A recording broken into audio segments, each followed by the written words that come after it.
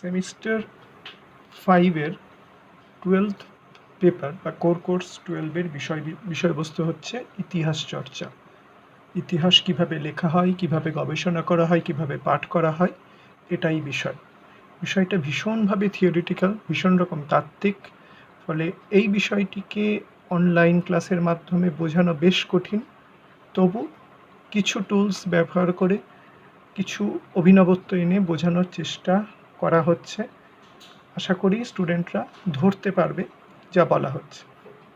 প্রথমেই যেটা বলা দরকার সেটা হচ্ছে হোয়াট ইজ হিস্ট্রি, ইতিহাস কি। এটা একটা ইন্ট্রোডাক্টরি ক্লাস, এটা ইউনিটে নেই, তাই এখান থেকেই শুরু করব আমরা যে ইতিহাস কাকে বলে, হোয়াট ইজ হিস্ট্রি, ইতিহাসে হয় কি। তো প্রথমেই আমরা যেটা বলবো যে ইতিহাস সম্বন্ধে নানান তত্ত্ব, নানান কথা অনেক ঐতিহাসিক বলেছেন, কিন্তু বেসিক ব্যাপারটা হচ্ছে যে অতীতে যা ঘটছে তাই ইতিহাস। শব্দটির ব্যুৎপত্তি ইতিহাস, আর ইংরেজিতে অ্যাকচুয়ালি গ্রিক থেকে শব্দটা এসছে স্টোরিয়া শব্দ থেকে, যার অর্থ অনুসন্ধান, অন্বেষণ এবং তথ্য। এবার কিভাবে হয়, স্থান চেতনাকে গুরুত্ব দিয়ে কাল চেতনাকে মেনে একটা সুনির্দিষ্ট ভৌগোলিক অঞ্চলকে নিয়ে তথ্য সমৃদ্ধভাবে অনুসন্ধান এবং অতীতকে তুলে ধরা, অতীতকে অনুসন্ধান এবং তুলে ধরা, এটাই হচ্ছে ইতিহাসের কাজ। কিসের ইতিহাস? মূল বিষয় অবশ্যই মানুষ ও প্রকৃতি এবং তার ধারাবাহিক বিবর্তনের যে কার্যক্রম, সেটা ইতিহাসের মাধ্যমে তুলে ধরা হয়। যারা ইতিহাস পড়েন এবং ইতিহাস লেখেন তাদেরকে ঐতিহাসিক বলা হয় এবং তাদের কাজটিকে বলা হয় সাধারণভাবে ইতিহাস চর্চা। ইতিহাস নিয়ে অনেকে অনেক কথা বলেছেন। হেরোডোটাস শুরু করেছিলেন বলা, ইতিহাস হলো অতীতের সত্য সুন্দর বর্ণনা। সেখান থেকে শুরু করে বর্তমানকাল পর্যন্ত ইতিহাস কি তা নিয়ে প্রচুর গবেষক, দার্শনিক, পণ্ডিত নানান কথা বলেছেন। আমরা যখন স্টাডি মেটেরিয়ালস দেব তাতে সেইগুলোর সব উল্লেখ থাকবে, আমরা এখানে সবটা আলোচনার মধ্যে আনব না। খুব ইন্টারেস্টিং কিছু তথ্য তুলে ধরা যেতে পারে, যেমন বেকনের কথা বলছেন, ইতিহাস এমন একটি বিষয় যা মানুষকে বুদ্ধিমান করে তোলে এবং যে বুদ্ধির প্রয়োগে মানুষ খারাপ এবং ভালোর মধ্যে প্রভেদ করতে পারে। খুব ইন্টারেস্টিং একটা কথা বলেছিলেন সিজেরো, তার ডি ওরেটর, 55 খ্রিস্টপূর্বাব্দে তিনি লিখছেন, রোমান ওরেটর। তিনি বলছেন, history is the witness that testifies to the passing of time, it illuminates reality, vitalises memory, provides guidance in daily life and brings us ট্রাইডিংস অফ অ্যান্টিকুইটি। অর্থাৎ তিনি অতীতের একটা অ্যালবামের কথা বলছেন, সামাজিক অ্যালবাম, স্মৃতিকথা, যার দ্বারা সমাজের আগেকার দিনের কথাগুলোকে সুন্দরভাবে তুলে ধরা হচ্ছে, যাতে করে অতীত সম্বন্ধে একটা সুন্দর ধারণা বা প্রকৃত ধারণা অ্যান্টিকুইটি সম্বন্ধে যেটা মানুষের মধ্যে তৈরি হয়, এবং তার সাথে সাথে সেই অতীতের ধারণা দ্বারা মানুষ ঠিকভাবে তার বর্তমানের পথ চলা করতে পারে। এবার কোন অতীতের কথা বলা হচ্ছে পরে আসি, আরও কিছু তথ্য দিয়ে দেওয়া যাক। যেমন গেলব্রেইথের কথাটি খুব গুরুত্বপূর্ণ। তিনি বলছেন, ইতিহাস হলো সেই অতীত যা জ্ঞাত। এটা খুব ইন্টারেস্টিং কথা। অতীতের সব কিছু কিন্তু উপাদানে পাওয়া যায় না, হিস্টোরিক্যাল সাইলেন্স বলা হয়। অনেক এরকম স্থানের, অনেক এরকম সময়ের বিষয়বস্তু আছে যেগুলো আমরা জানতেই পারি না, তার কারণ সেই অতীতটা উদ্ধার হয়নি, সেটা অন্ধকারময়। ফলে সেই অতীতটাই তুলে ধরা সম্ভব হয় ইতিহাসের মধ্যে দিয়ে, যে অতীতটা কোনো না কোনো ঐতিহাসিক উপাদানে পাওয়া যায়। মানে ইতিহাস পুরোপুরি নির্ভর করে উপাদানের ওপর। আমি এই বিষয়টা একদম শেষে অন্যভাবে একটু আলোচনা করব। খুব ইন্টারেস্টিং আরেকটা ধারণা ইতিহাস সম্বন্ধে। প্রথম দিকে ইতিহাস কেবল রাজনীতির সীমা আঙ্গিনায় আবদ্ধ ছিল, পরবর্তীকালে ইতিহাস চর্চা বিশেষ করে পজিটিভিস্ট হিস্ট্রির পর থেকে, বিশেষ করে র্যাঙ্কের পর থেকে পাল্টাতে থাকে। র্যাঙ্কে প্রথম বললেন যে ইতিহাসকে ভীষণ রকম বিজ্ঞানসিদ্ধ এবং যুক্তিনিষ্ঠ হতে হবে। তিনি প্রথম সদর্থক একটা ব্যাখ্যা দেওয়ার চেষ্টা করলেন এবং বললেন যে ঠিক অ্যাকচুয়ালি হোয়াট হ্যাপেন্ড, যা ঘটেছে তাই হবে ইতিহাস। খুব ইন্টারেস্টিং কি, তার আগে পর্যন্ত উপাদানকে সেভাবে গুরুত্ব দেওয়া হতো না। র্যাঙ্কই প্রথম বললেন যে সবথেকে গুরুত্বপূর্ণ কাজ হচ্ছে উপাদানগুলোকে গুরুত্ব দিয়ে দেখা এবং সেটা হোয়াট অ্যাকচুয়ালি হ্যাপেন সেইটুকুনি ঐতিহাসিক শুধু তুলে ধরবেন, এটাই তার কাজ। তিনি in his history of the Latin and Teutonic nations সেখানে বলছেন, history has had assign to it the office of জাজিং the past and of instructing the account for the benefit of the future ages. মানে সেখানেও কিন্তু ইতিহাসের একটা উপযোগিতার কথা তিনি বলছেন। সদর্থক বা পজিটিভিস্ট চিন্তার একটা ধারা র্যাঙ্কের সময় থেকে শুরু হয় এবং ইতিহাস অনেক বেশি বস্তুনিষ্ঠ হয়ে উঠতে শুরু করে। পরবর্তীকালে সবথেকে বেশি প্রগতির ধারণাকে নিয়ে আসেন ইতিহাসের মধ্যে দুজন ব্যক্তি, প্রথমে হেগেল এবং তারপর তার শিষ্য মার্কস। মার্কসের প্রভাবটা খুব বেশি। মার্কস প্রথম বললেন যে ইতিহাসের মধ্যে যেটা লুকিয়ে আছে সেটা হচ্ছে মূলত উৎপাদনমূলক কর্মকাণ্ড। তিনি বলছেন ইতিহাসের প্রধান কাজ হচ্ছে, মানে প্রধান আলোচ্য বিষয় হচ্ছে the activity of man pursuing his aims, অর্থাৎ মানুষ এগোচ্ছে, প্রগতির দিকে এগোচ্ছে এবং সেই প্রগতিটাকে দেখাই হচ্ছে ইতিহাসের কাজ। তিনি বস্তুবাদী ব্যাখ্যাকে এভাবে সাজাচ্ছেন যে কয়েকটা সুনির্দিষ্ট যুগ মানুষকে অতিক্রম করতে হয়েছে এবং প্রত্যেকটা যুগের একটা বিশিষ্টতা আছে। সেই বিশিষ্টতাটা প্রধানত তিনি বলছেন যে একটা দ্বন্দ্বমূলক বস্তুবাদ, যেখানে একটা শ্রেণী অপর একটা শ্রেণীকে শোষণ করছে এবং ধীরে ধীরে ধীরে ধীরে থিসিস অ্যান্টিথিসিসের মাধ্যমে একটা সিনথেসিস আসছে এবং মানুষ পরবর্তী যুগে এগোচ্ছে। তিনি বলতে চাইছেন এইভাবে মানুষ কিন্তু চেষ্টা করছে উন্নততর একটা পরিস্থিতিতে আসার, এবং সেটা তখনই সম্ভব হবে তিনি বলছেন শেষে গিয়ে যখন যাদের কিছু নেই, অর্থাৎ প্রোলেতারিয়েট, হ্যাভনটস কারা না, যারা কৃষক এবং শ্রমিক, তারা যখন তাদের হাতে একটা সশস্ত্র বিপ্লবের মধ্যে দিয়ে একটা ক্ষমতা দখল করবেন, যেটাকে তিনি সোশ্যালিজম বা কমিউনিজম নামে চিহ্নিত করছেন। এইভাবে মার্কসের মাধ্যমে ইতিহাস চর্চায় প্রগতির ধারণাটা ভীষণ রকমভাবে সন্নিবিষ্ট হল।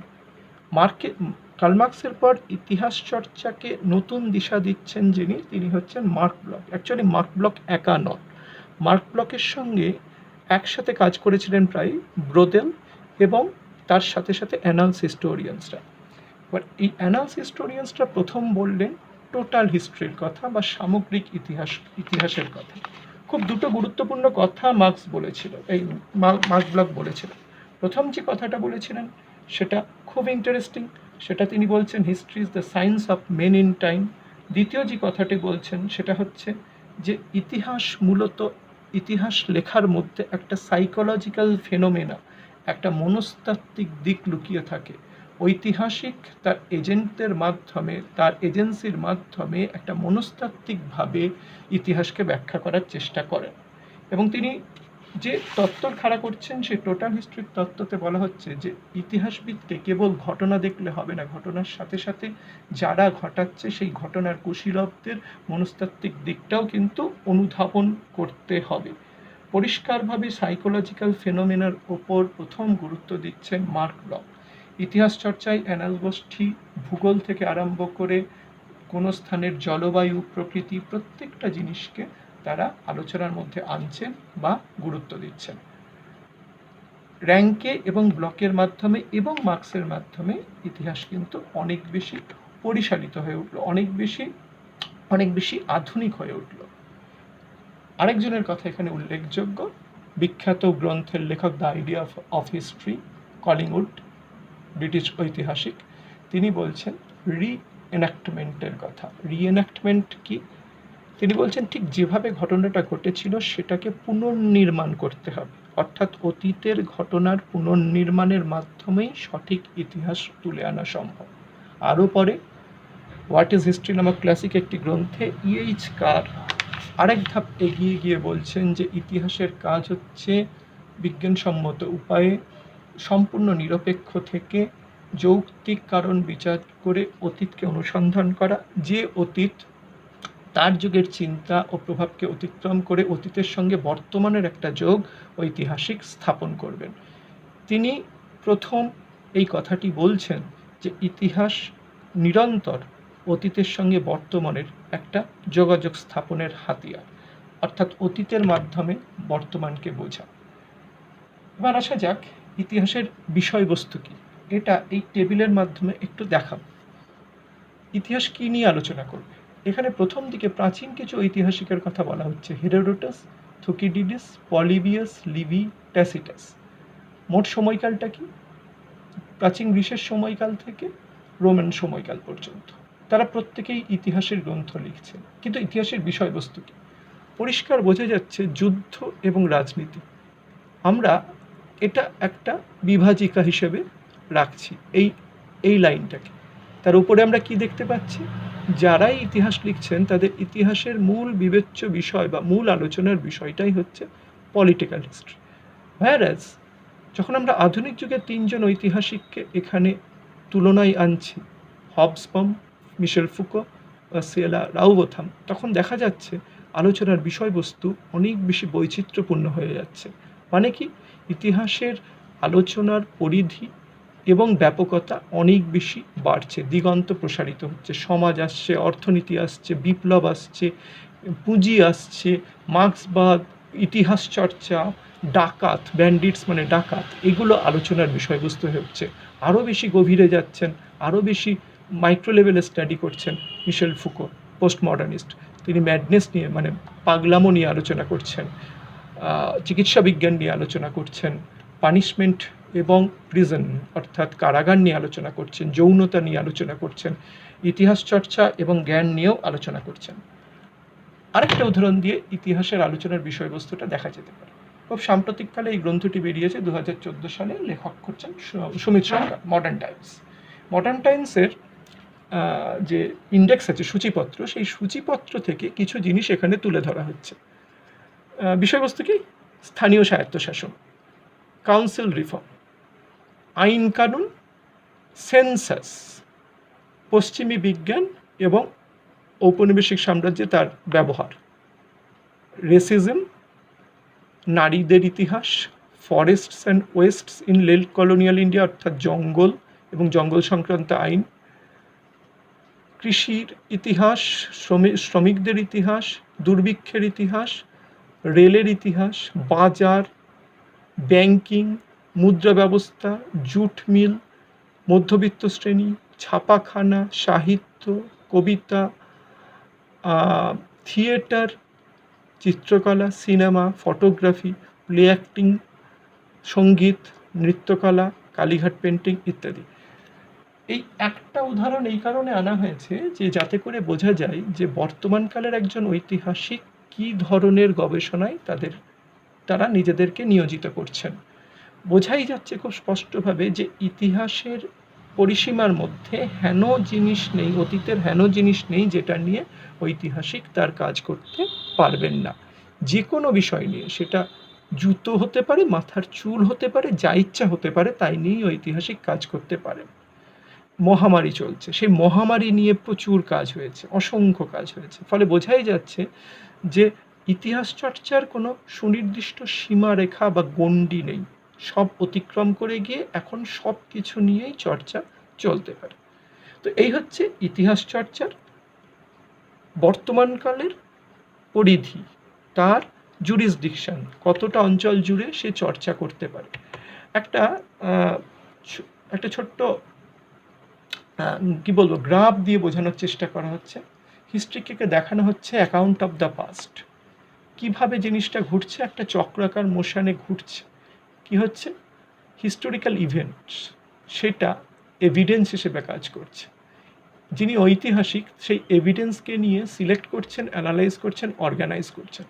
তিনি তার মতো করে করছেন, করে কি করছেন? তিনি একটা গ্রন্থ লিখছেন। এটা হচ্ছে ইতিহাসমূলক গ্রন্থ। যারা পাঠক তারা এই গ্রন্থটা পড়ে তারা এটা সম্বন্ধে জানতে পারছে। এবার কিভাবে গোটা ঘটনাটা ইতিহাস চর্চায় ঘটছে সেটা একটু অন্যভাবে সাজানো যাক, দেখা যাক। এটা একরকম, আরেক রকমভাবে জিনিসটাকে বিচার করা যেতে পারে। আমি একটু পাওয়ার পয়েন্টটাকে বন্ধ করছি। পাওয়ার পয়েন্টটাকে বন্ধ করে আমি একটু অন্যভাবে জিনিসটাকে দেখানোর চেষ্টা করছি। একটা ঘটনা, পাস্ট ইনসিডেন্ট, যেরকম হোক একটা ঘটনা ঘটছে, এটা একটা ট্রু ফ্যাক্ট। এটাকে আমরা নাম দিচ্ছি F1। এই ট্রু ফ্যাক্টের ডকুমেন্টেশনটা হচ্ছে লিখিত বা মৌখিক বা বস্তুগত সংস্কৃতি মানে আর্কিওলজিক্যাল সোর্সের মাধ্যমে যা পাওয়া যাচ্ছে তার দ্বারা। এখন কথা হচ্ছে যে এটা কেউ না কেউ লিপিবদ্ধ করছেন। তার মানে ট্রু ফ্যাক্টটা হচ্ছে ট্রু ফ্যাক্ট যেরকম ঘটেছে, কিন্তু সেই ঘটনার বিবরণী যখন হচ্ছে কোনো একজন মানুষ এটা লিখছেন, কোনো একটা মানুষের ভাষ্য দিচ্ছেন, অথবা বস্তুগত যে সংস্কৃতি প্রত্নতাত্ত্বিক উৎখননে পাওয়া যাচ্ছে সেই বস্তুগত সংস্কৃতির বিবরণ দিচ্ছেন কোনো একজন প্রত্নতাত্ত্বিক। অর্থাৎ এখানে আমরা একজন এজেন্টকে পাচ্ছি, যে এজেন্টের মাধ্যমে আমরা এই ট্রু ফ্যাক্টসটাকে দেখছি। এটা হচ্ছে প্রাইমারি সোর্স। এবার এই প্রাইমারি সোর্সটা কি করে হচ্ছে, কি করে পাওয়া যাচ্ছে না, যিনি এই প্রাইমারি সোর্সের সৃষ্টিকর্তা তিনি এটাকে খুঁজছেন, তিনি এটাকে ইন্টারোগেট করছেন, তিনি এটাকে বিশ্লেষণ করছেন, ব্যাখ্যা করছেন, অ্যানালিসিস করে দিয়ে তিনি এটাকে তৈরি করছেন। ফলে এটা আর ট্রু ফ্যাক্ট থাকছে না, এটা পরিণত হচ্ছে সাইকোলজিক্যাল ফ্যাক্টস, আমরা বলছি F2, ফ্যাক্ট 2। এগেন এই সাইকোলজিক্যাল ফ্যাক্টসের ওপর আবার বিশ্লেষণ হয়ে আধুনিককালের কোনো একজন ঐতিহাসিক ঠিক সেই কাজের মাধ্যমে পুনরায় এটাকে ব্যাখ্যা করছেন, পুনরায় এটার উপর একটা গ্রন্থ লিখছেন। এটা ফ্যাক্ট 3 হচ্ছে। তার মানে একই ঘটনা ফ্যাক্ট 1 প্রথম রূপ পাচ্ছে F2-তে, এটার সাথে এটা কিন্তু ডেভিয়েট করে যাচ্ছে, ভ্যারি করছে। আবার F2 থেকে F3 এগেন এটাকে কিন্তু ভ্যারি করছে। আবার F2 থেকে F3 ভ্যারি করছে এই কারণে যে এই ব্যাখ্যাটা ইনি নিজের মতো করে দিচ্ছেন। এবার যারা এই কাজটা করছেন তারা রিসার্চার্স হতে পারে, হিস্টোরিয়ানস হতে পারে, যে নামেই তাদের চিহ্নিত করা হোক না কেন, তারা কিছু কিছু বায়াসনেস দ্বারা প্রভাবিত হচ্ছেন। সব থেকে বড় বায়াসনেস হচ্ছে তারা যুগ ধর্মের দ্বারা প্রভাবিত হচ্ছেন, তারা তাদের ধর্মীয় চেতনা, তারা তাদের আদর্শগত চেতনা, তারা তাদের জাতীয় বা দেশের চেতনা ইত্যাদির দ্বারা, গোষ্ঠী চেতনা ইত্যাদির দ্বারা প্রভাবিত হচ্ছেন। ফলে তারা যখন লেখাটা লিখছেন তখন ওই চেতনাটা তার লেখার মধ্যে অবচেতনভাবে বা চেতনভাবে ঢুকে যাচ্ছে। ফলে এই ফ্যাক্টের সঙ্গে আমরা যে ইতিহাসটাকে দেখছি সেটা হয়তো তফাৎ হয়ে যাচ্ছে। সেই দিক দিয়ে দেখতে গেলে অভ্রান্ত ইতিহাস লেখা প্রায় অসম্ভব, ভীষণ ভীষণ কঠিন। তথাপি র্যাঙ্কের পথ অনুসরণ করে, মার্ক ব্লকের পথ অনুসরণ করে আধুনিককালের ঐতিহাসিকরা চেষ্টা করছেন তাদের নিজেদের মনস্তাত্ত্বিক প্রভাবগুলোকে যতটা সম্ভব দূরে সরিয়ে রেখে ইতিহাসটা লেখার। কিন্তু কেউ কি পারছেন? কোনো মতেই কোনো মানুষের পক্ষে সম্ভব নয়, কারণ মানুষ থাকলে তার মন থাকবে, আর মন যদি থাকে তাহলে সেই মনের মধ্যে কোনো না কোনো প্রভাব থাকতে বাধ্য। ফলে সেই অর্থে 100% ট্রু হিস্ট্রি বা অভ্রান্ত ইতিহাস কিছু হয় না। তথাপি ইতিহাসের কাজ অতীত চর্চায় নিজেকে নিয়োজিত রাখা।